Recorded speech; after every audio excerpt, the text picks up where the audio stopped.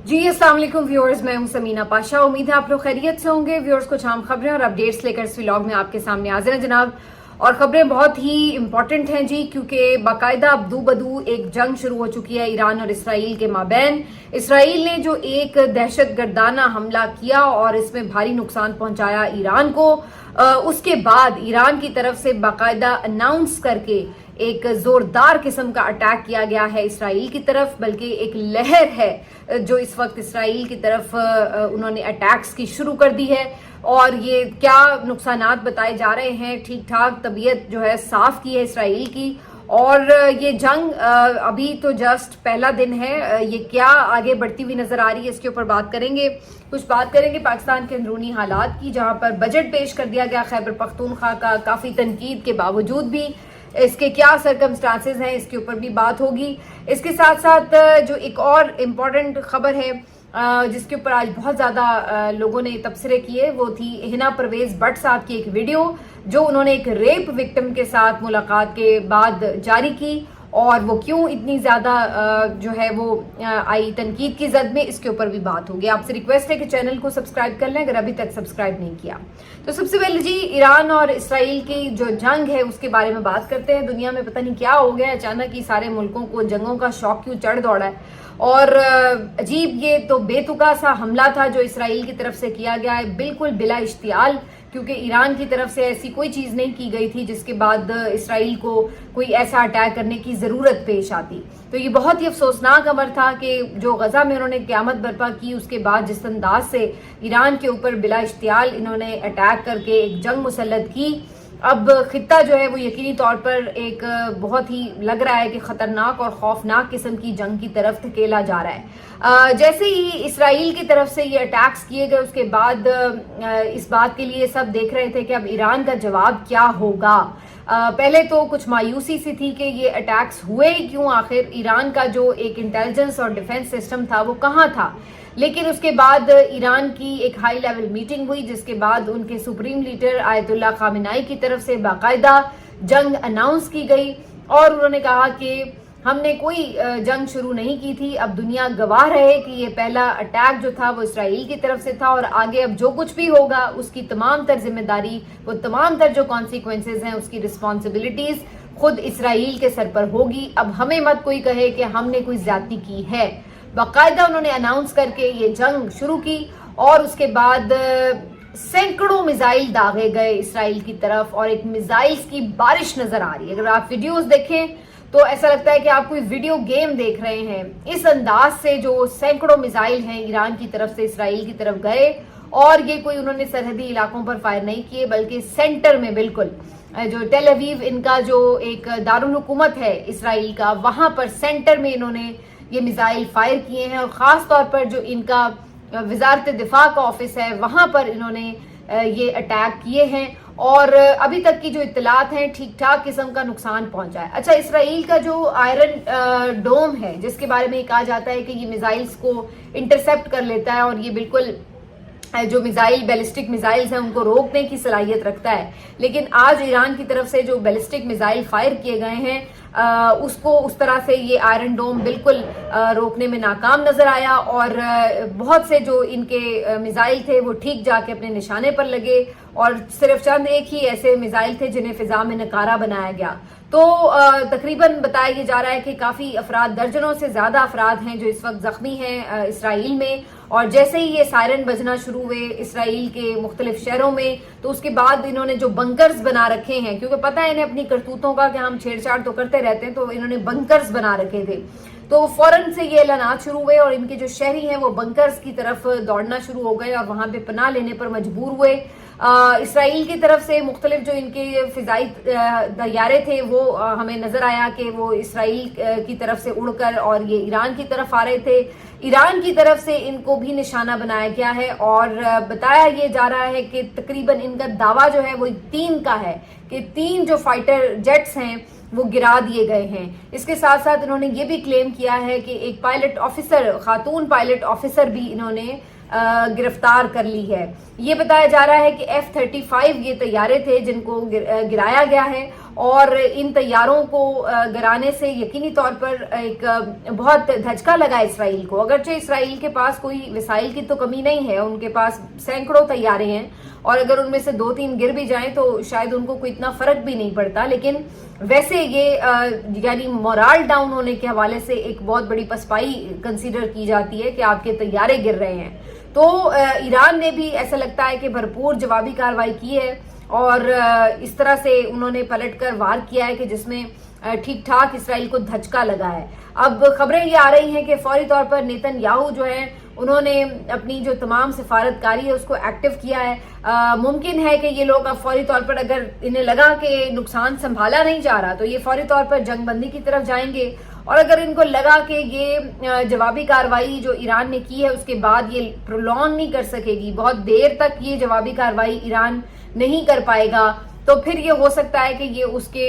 اس بات کا انتظار کریں کہ جیسے ہی ان کی یہ جوابی کارروائی ختم ہو تو اس کے بعد یہ اگلی کارروائی کریں. ایران کی طرف سے کچھ ایسی بھی اطلاعات آ رہی تھی کہ وہاں پر یہ بھی ڈسکشن میں آیا ہے کہ نیوکلیئر ویپنز کو بھی استعمال کیا جا سکتا ہے, اور انہوں نے یہ بھی بات کی ہے کہ اب ان کو جو ہے وہ مکمل حق دفاع ہے. ان کے جو اپنے لوگ ہیں وہ سڑکوں پر نکل آئے اور انہوں نے آ کے زوردار نعرے بازی شروع کر دی تھی کہ بھرپور جواب دیا جائے اسرائیل کو, جس کے بعد ہم نے دیکھا کہ یہ تقریباً 200 سے 300 کے قریب بیلسٹک میزائل ہیں جن کا ایک اٹیک جو تھا بھرپور قسم کا یہ ٹیل اویو میں کیا گیا ہے. اس کے علاوہ اس وقت جو ان کی جو نظر ہے وہ زیادہ تر جو ان کے دفاعی تنصیبات ہیں اس کی طرف لگ رہی ہے اور انہی کو ٹارگٹ کیا جا رہا ہے, اور ایران کے اس طرح کے جواب دینے کے اوپر کافی زیادہ ایک جوش اور ولولہ نظر آ رہا ہے, کیونکہ لوگوں کے اندر اسرائیل کے خلاف غزہ میں جو کچھ انہوں نے نسل کشی کی فلسطینیوں کی اس کے خلاف ایک غم و غصہ تھا, اور اندر ہی اندر سب کڑ رہے تھے, اندر ہی اندر سب یہ چاہ رہے تھے کہ کوئی منہ توڑ جواب دے اسرائیل کو. لیکن افسوس کی بات ہے کہ جو مسلم ممالک ہیں, عرب ممالک ہیں, انہوں نے کوئی اسرائیل کے خلاف اس طرح سے یونٹی بھی نہیں دکھائی اور نہ ہی کوئی اس طرح سے بھرپور کسی کارروائی کا مطالبہ کیا, جس کے بعد سب خاموش تماشائی بن کر 2 سال سے آلموسٹ یہ دیکھتے رہے ہیں کہ کس طرح سے نسل کشی ہوتی رہی ہے. پورے کا پورا غزہ جو ہے انہوں نے کھنڈر بنا دیا تھا, اور اس کے بعد اب جب ایران کی طرف سے یہ بھرپور جواب دیا گیا ہے تو کافی زیادہ جوش جذبہ دیکھنے میں آ رہا ہے. لیکن سوال پھر وہی ہے کہ یہ صرف ایک انسٹنٹ قسم کا جواب ہے یا پھر ایران اس کو کافی دیر تک حملے کو جاری بھی رکھ سکتا ہے, کیونکہ پہلے بھی ہم نے یہ دیکھا تھا کہ جب غزہ میں موجود حماس کی طرف سے اسرائیل پر اٹیک ہوا تھا تو اس وقت ایک دم تو ایسا لگا کہ اسرائیل کو ہلا کر رکھ دیا حماس کے اس اٹیک نے, لیکن اس کے بعد جب اسرائیل نے جوابی کارروائی کی تو پھر حماس اس کو ظاہر ہے سہ نہیں پایا, اور پھر اس کا جو پورا خمیازہ تھا وہ آپ نے دیکھا کہ پورے غزہ نے اور معصوم فلسطینیوں نے, شہریوں نے بھگتا. تو یہ دیکھنا ہوگا کہ یہ جو ایران کی طرف سے اٹیک ہوا ہے اس کو کتنی دیر وہ سنبھال سکتے ہیں, کیونکہ یہ تو نہیں ہے کہ وہ مار کھا کے چپ کر کے بیٹھ جائیں گے, یقینی طور پر وہ ریٹیلیٹ اپنی طرف سے دوبارہ اٹیک کریں گے. اور اس سلسلے میں سب کو یہ بھی پتا ہے کہ لابینگ میں ان کو امریکہ کی سپورٹ حاصل ہے, بہت سے ایون جو ہمسایہ ممالک ہیں جو کہ ایون مسلم ممالک ہیں لیکن وہ بھی شاید ایران کے ساتھ کھڑے نہیں ہوں گے, وہ بھی اسرائیل کے ساتھ کھڑے ہوں گے. تو ایسی صورتحال میں ایران کتنا لمبا اس جنگ کو چلا سکے گا یہ دیکھنا ہوگا. اگرچہ یہ ایک سگنیفیکنٹ بات ہے کہ ایران جو ہے ہمیشہ سے ایک ڈگنیٹی کے ساتھ جیا ہے, اور اس کے اوپر اگرچہ اقتصادی پابندیاں بھی لگا دی گئی تھیں اور اس کو جھکانے کے لیے بڑی کوششیں بھی کی گئیں, لیکن انہوں نے اقتصادی پابندیاں برداشت کی, لیکن انہوں نے اپنا جو طرز عمل ہے اس کو بڑا سادہ بھی کر لیا. اس کے باوجود بھی انہوں نے سرنڈر نہیں کیا جو عالمی طاقتیں ہیں ان کے سامنے. تو ان کا طرز عمل ہمیں یہ نظر آتا ہے. آپ ان کی جو اگر مختلف وزٹ کریں ان کے فوٹیجز وغیرہ بھی دیکھیں جس میں جو ان کے صدارتی محل ہیں یا جو ان کے, بلکہ محل کہنا تو نہیں ہونے چاہیے, اتنے سادگی سے ان کے دفتر ہیں. آپ نے وہ اگر دیکھا ہو کہ جو ان کے صدر شہید ہوئے تھے ان کا جو گھر تھا وہ کتنا سادہ اور کتنا چھوٹا گھر تھا. تو یہ ان لوگوں نے صحیح معنوں میں لیڈرز بن کر اور سادگی اپنا کر اور جو آپ کہہ لیں کہ اپنے ملک کے لیے کام کرتے ہوئے یہ لوگ ڈٹ کے کھڑے رہے ہیں. انہوں نے سرنڈر نہیں کیا اور نہ انہوں نے کوئی اس شوشا میں یہ کود گئے کہ جناب ہم بھی محلوں میں پڑے رہے. حالانکہ یہ اقتصادی پابندیوں کے بعد کمزور ہو سکتے تھے لیکن ان کے پاس چونکہ ایک سپورٹ تھی وہ تھی تیل. تو جو تیل ان کے پاس نکلتا ہے اس کی وجہ سے ان کا سروائیول ممکن رہا، اور پھر ایران نے جو ہے اقتصادی پابندیوں کے باوجود بھی اپنا سروائیول بھی برقرار رکھا اور اپنا ڈیفنس بھی مضبوط کرنے کی کوشش کی. تو اب بہرحال یہ ایک جنگ شروع ہو چکی ہے اور اس میں پاکستان کی طرف سے اچھا رسپانس آیا ہے. پاکستان نے بڑے کھلے الفاظ میں ایران کی سپورٹ کی ہے. بلاول بھٹو زرداری جو بیرون ملک ہیں انہوں نے بھی بڑے کھلے الفاظ میں اسرائیل کو کنڈیم کیا ہے. آج شہباز شریف کی طرف سے، نواز شریف کی طرف سے، پاکستان تحریک انصاف کی طرف سے، مختلف جو پاکستان کی سیاسی اہم فگرز ہیں ان کی طرف سے اس بات کو کنڈیم کیا گیا ہے کہ جو اٹیک اسرائیل نے کیا ایران کے اوپر. تو یہ خوشائن بات ہے کہ کم از کم ہم خطے میں اگر ہیں موجود تو اس حوالے سے ہمارا جو کردار ہے وہ بڑا واضح اور صاف ہونا چاہیے. اب دیکھتے ہیں کہ یہ سارا معاملہ کس طرف جا کے رکتا ہے، لیکن فی الحال آج کے دن کی اگر بات کریں تو نیتن یاہو کی نیند اڑی ہوئی ہے اور ٹھیک ٹھاک قسم کا اس کو رگڑا لگا ہے اور ہوش اس کے ٹھکانے آئے ہیں. اپنی طاقت کے زوم میں جو بدماشی وہ دکھا رہا تھا تو اس کو کم از کم ٹھیک ٹھاک جھٹکا ضرور لگا ہے. شاید وہ یہ ایکسپیکٹ نہیں کر رہا تھا کہ ایران اس طرح سے ان کے خلاف ریٹیلیٹ کرے گا، لیکن ایران نے یہاں پہ بھرپور غیرت مندی کا مظاہرہ کیا ہے. دیکھتے ہیں کہ آگے یہ جنگ جو ہے وہ کس کروٹ جاتی ہے. پاکستان کی طرف خبروں میں آئیں تو جناب آج خیبر پختونخوا کا بجٹ پیش کر دیا گیا ہے. اوور آل بجٹ میں اچھی چیزیں ہیں، صحت کا بھی بجٹ بڑھایا گیا ہے، تعلیم کا بجٹ بڑھایا گیا ہے، بہت سے نئے پروجیکٹس کے حوالے سے چیزیں کی ہیں. تو اوور آل اس بجٹ کے اوپر تو تعریف بنتی ہے کے پی حکومت کی کہ انہوں نے کافی زیادہ عوام کو ریلیف دینے کی کوشش کی ہے. ان کا کہنا ہے کہ صوبہ اب سٹیبل ہے مالی طور پر، تو اس لیے انہوں نے کافی عوام دوست قسم کا بجٹ دیا ہے. لیکن جو ان کے اوپر ناراضگی اس وقت ہو رہی ہے وہ یہ ہے کہ جناب ان کا جو بجٹ ہے وہ عمران خان کی مشاورت اور ان سے ملاقات کے بغیر پیش ہی کیوں ہوا. اگرچہ ان کے لیڈرز بار بار یہ کہہ رہے ہیں کہ یہ بجٹ پاس نہیں ہوگا جب تک کہ عمران خان صاحب سے ملاقات نہیں ہوگی، لیکن جو ان کے کارکن ہیں وہ اس بات پہ ناراض دکھائی دیتے ہیں کہ یہ بجٹ سرے سے پیش ہی نہیں ہونا چاہیے تھا، کیونکہ عمران خان کی یہی ہدایت تھی. اور وہ یہ سمجھتے ہیں کہ اس بجٹ کے پاس ہونے یا پیش ہونے کا مطلب یہ ہے کہ آپ نے خود مائنس عمران خان کیا ہے. تو یہ کافی ایک چپکلش جو ہے وہ اس وقت بھی چل رہی ہے پاکستان تحریک انصاف اور ان کے کارکنوں کے درمیان. بہرحال آج کے روز ایک اہم جلسہ ضرور ہونے جا رہا ہے پشاور میں مترا ورسک روڈ پر، اور اس جلسے میں دیکھتے ہیں کہ کتنی بڑی تعداد میں لوگ آتے ہیں. لیکن بہرحال وہی بات ہے کہ پشاور میں یا خیبر پختونخوا میں جلسے جلوس جو ہوتے ہیں اس سے کوئی پریشانی اس رجیم کو نہیں ہوتی، تو وہ اس کو بالکل ایک نارمل ایکٹیویٹی ہی لیتے ہیں. دوسری طرف ایک جو احتجاج اناؤنس کر رکھا ہے پاکستان تحریک انصاف نے، اس کی طرف بہت نظریں ہیں، اور آج ہی کے دن یعنی 14 تاریخ کو یہ احتجاج پلان ہے ایمبیسی کے سامنے، اور آج کے دن ایکسپیکٹڈ ہے کہ فیلڈ مارشل عاصم منیر صاحب وہاں پر پہنچیں گے، تو وہاں پر آج کے دن یہ احتجاج کیا جائے گا. تو اس حوالے سے کافی زیادہ انہوں نے کیمپین بھی رن کی ہے، اور تمام جو امریکہ کے اور بھی شہروں میں موجود لوگ ہیں ان کو بھی انوائٹ کیا ہے کہ جو جو پہنچ سکتا ہے ضرور پہنچے اور اس احتجاج میں مختلف طریقوں سے حصہ لے، تاکہ یہ نوٹس ہو اور سب کو اس بات کا اندازہ ہو کہ اس جنرل کے حوالے سے جو پاکستانی کمیونٹی ان کے جذبات وہاں پر کیا ہیں. دیکھنا یہ ہے کہ کتنا بڑا یہ احتجاج ہوتا ہے، کتنا سگنیفیکنٹ ہوتا ہے، اور یہ بھی دیکھنا ہوگا کہ اس میں جو پی ٹی آئی کی مین لیڈرشپ ہے ان میں سے کون کون یہاں پہ شریک ہوتا ہے، جو کہ باہر لوگ موجود ہیں ان میں سے کون یہاں پر آتا ہے. کیونکہ نارملی یہ دیکھا گیا کہ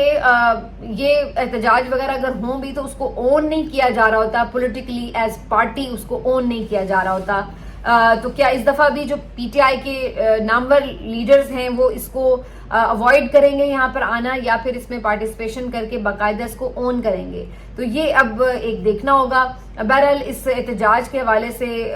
کافی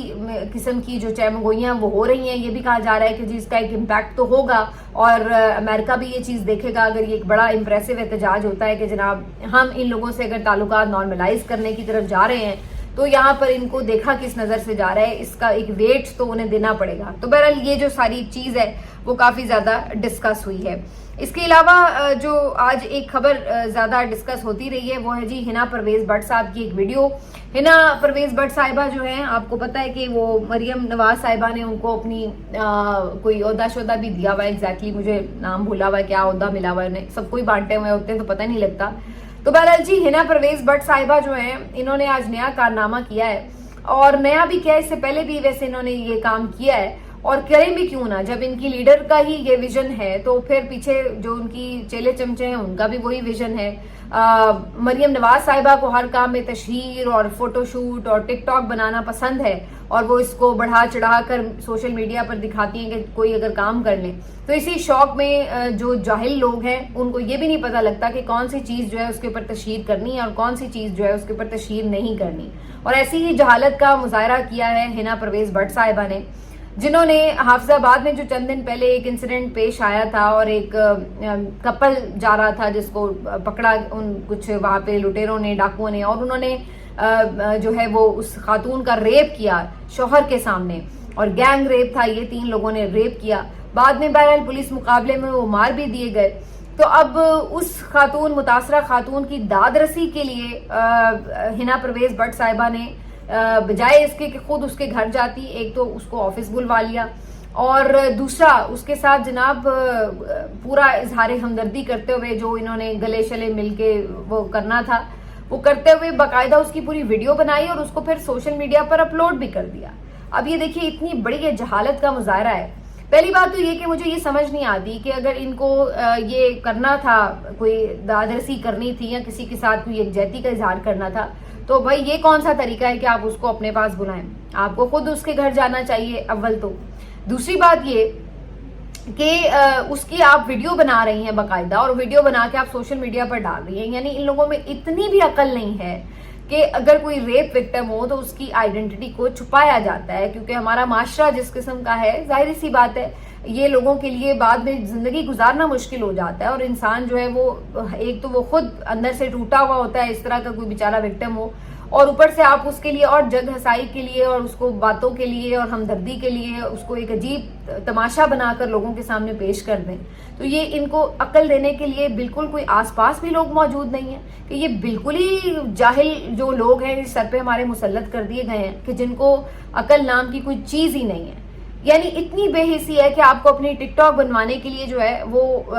کوئی بھی مل جائے، کوئی ریپ وکٹم بھی مل جائے تو آپ کہتے ہیں جی ہماری تشہیر ہو جائے کہ جی ہم نے اس کو گلے لگا لیا، ہم جو ہے اپنی شکل دکھا دے سب کو کہ جی ہم نے گلے لگا لیا اور ہم نے اس کو کوئی پیسے دے دیے یا ہم نے اس کو کوئی حوصلہ دے دیا. تو یہ کس طرح کے لوگ ہیں بھئی؟ اگر آپ نے کسی کو حوصلہ دیا بھی تو اس طرح کی چیزوں کو آپ کو تشہیر کرنے کی کیا ضرورت ہے؟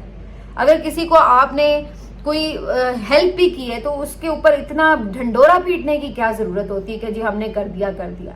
اور اگر آپ نے کیا بھی ہے، چلے جی آپ کو تشہیر اور ڈھنڈورا پیٹنے کا بہت شوق بھی ہے، تو آپ ایک لائن کی ویسی خبر ڈال دیں کہ بھئی ٹویٹ کر دیں کہ جی میں نے فلاں شخصیت سے ملاقات کی ہے اور یہ جو ہے میری طرف سے ان کو میں نے حوصلہ دیا ہے. کچھ بھی آپ اس طرح کی بات کر سکتے ہیں. ضروری ہے کہ آپ نے بوتھا اپنے بیچ میں ضرور دکھانا ہے اور شکل دکھانی ہے، اور اس لیے آپ نے ساتھ اس کو بھی بیچارے کو جو ہے وہ دنیا کے سامنے ایکسپوز کرنا ہے. تو یہ کس قسم کے جوہلا ہمارے اوپر مسلط ہیں، یہ ایک اس کی چھوٹی سی ایگزامپل ہے. ملتے ہیں آپ سے اگلے ویڈیو میں، اپنا خیال رکھیے. اللہ حافظ.